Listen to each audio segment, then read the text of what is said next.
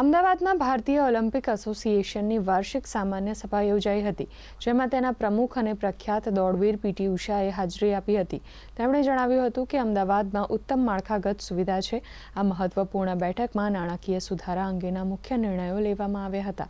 પાયાના સ્તરે ભંડોળ ₹7 લાખથી વધારીને ₹10 લાખ કરવામાં આવ્યું છે, જ્યારે સંગઠનોને આપવામાં આવતી રકમ પણ ₹7 લાખથી વધારીને ₹20 લાખ કરવામાં આવી છે.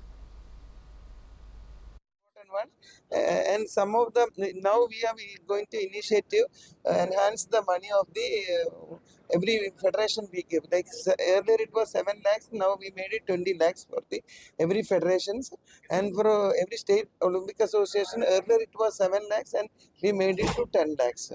So then whatever players want, we wanted to make IOAs and athletic centric, and whatever the players need when they go for the competition and supporting system, and IOA ready to provide.